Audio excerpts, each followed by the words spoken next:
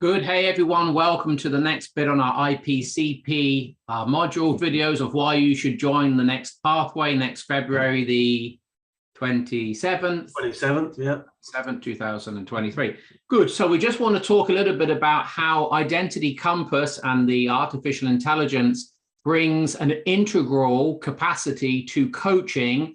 And we're going to have Jay talk us through how standard or traditional coaching works in the left-hand quadrants mainly, and how Identity Compass brings a more holistic, whole and integral approach to working with the client and also for you as a coach. So we're going to have a quick look at a slide and then Jay and I will have a conversation. So here we go, get ready. So this is the difference that makes the difference between subjectivity and objectivity. And it's massive in coaching because the whole field of coaching is basically grounded in the coach's and the client's subjectivity. So this is a game changer we're about to look at. Here we go. Good.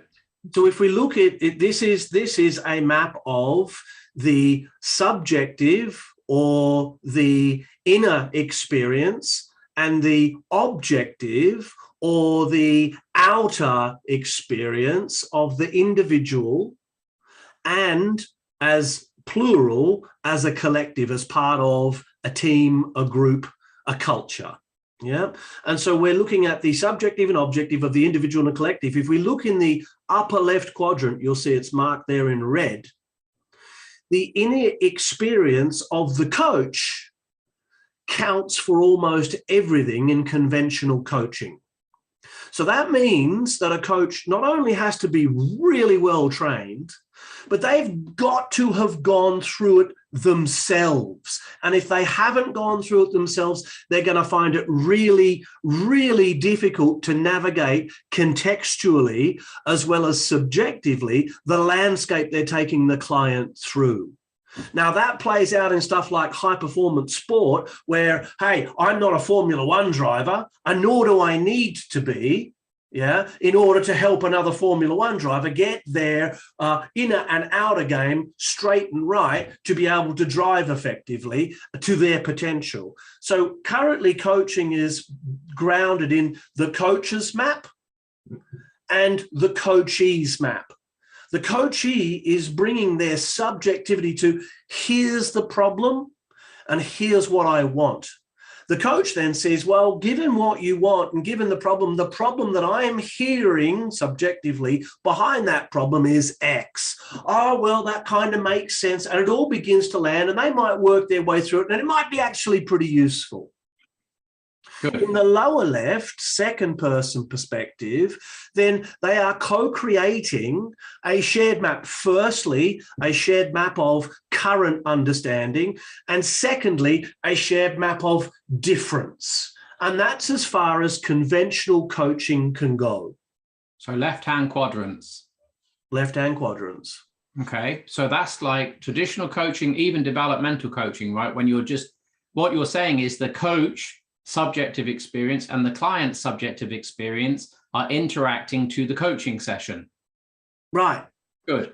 Holistically. And the big problem with that is that the coach doesn't have any context. So they're going to only rely on what the client's bringing to the process, which of course is going to be limited to what the client thinks is important. And this is the difference that makes the difference. We need to turn that subject into object. So we need something or someone or a process or a system to help us do that, to help us take a mind dump of the client and make it objective.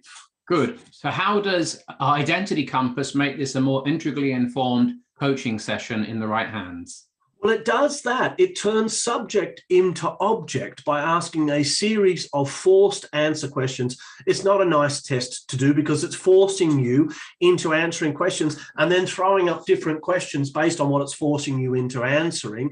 And so it's a forced answer test. So it feels like, well, neither of those are true, but it's taking you down a pathway where those small calculations start to play out in a big way in terms of your thinking patterns. It maps your thinking patterns in an objective, scientific, rational, logical way. Okay, and so what is a factual map aspect and what is the functional map aspect that we could have in a coaching session with Identity Compass supporting us? So the factual map is actually mapping out, given some scenarios in contexts. It uses the work context, but it's absolutely mapping cross-contextually.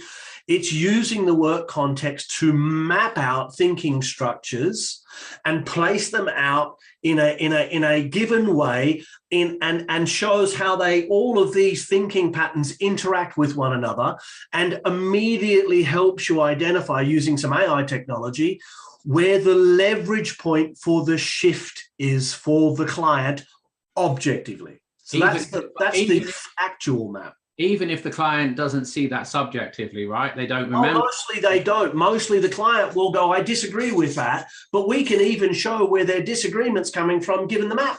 We can show how they mismatch, and that disagreement's actually part of a mismatch, and we can tell that that's on behalf of self-care based on what we're seeing in the map. So we can real time actually feed back the patterns as they're occurring in the coaching session to wake the client up so that they can grab a hold of this and start to do the work to grow themselves up, to clean up the stuff they need to clean up so that they can begin to show up. So then we have a functional map that emerges out of the context. Yeah. Which is context. So two aspects to this. One, the functional map is still subjective within the client's mind. How things play out for them and how they connect them to what's going on in their inner experience is like guesswork. Yeah. Sure. With the functional map, we can bring context in and we can look at work, we can look at personal, we can look at primary relationships, we can look at children, we can look at parents, we can look at community, we can look at all of those aspects and ask, how does this play out for you in this context, to start to get an understanding of what's cross-contextual and what's actually contextual. That means that they can shift between their thinking between contexts, which means they have more flexibility in the lower right component or less flexibility, telling us how rigid their thinking patterns are. Good. So let's summarize this with a couple of questions for you. So you've been coaching for a few years and you're an averagely good coach. Just give me a moment to relax my face. And so given that, what would you be happy to go on coaching people knowing Identity Compass is in the world and not have access to it? What difference has it made to you as an experienced coach, 15 years of coaching? Yeah. What difference can you see and benefit has Identity Compass brought to your actual corporate coaching? Has shown me that I've been guessing up until I got a hold of the Identity Compass. It's shown me that my guessing is fairly accurate, yet, because I'm a human being, actually quite limited.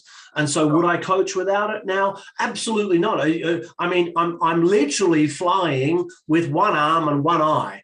And so, it's to really get to the level I need to get to genuinely find the leverage point with the client, the Identity Compass just adds far too much value for me to guess any longer. And it's from their perspective, right? I've had a client go, I don't agree. And I've said to the client, it wasn't me who filled in your Identity Compass. It was you. So I'm not saying this. Actually, you are.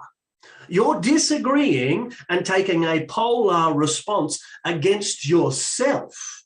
And then I said, let's look at the Identity Compass and see how that actually works out. And we found 6 key driver cognitive intentions that fit that pattern. And the moment the client saw it, the client literally went bright red and said, I feel more seen and more understood than any other conversation I've ever had with anybody to this point. I have not understood why I'm getting the responses I'm getting, and now I'm starting to understand why they happen the way they happen. And what percentage would you say that's Jay Headley's capacity, and what percentage would you say that Identity Compass has informed in that session? Well, part of my capacity is to take in and make meaning with the client out of the identity compass. So I'm going to go 60-40, but that 40% is the difference that makes the difference. And what's the 40%?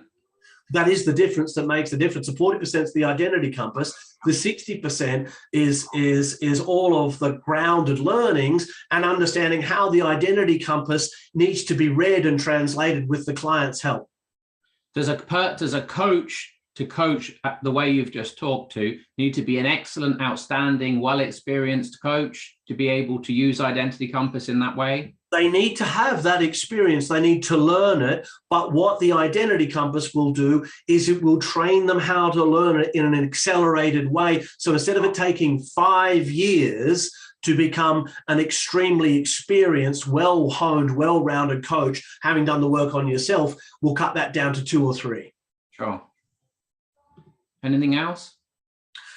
Come and look at the program. If you haven't had a chat with us, book a chat, get on the program. If you want to coach at the next level, this is the process and the tool that is going to take you there. Good. Catch you next time.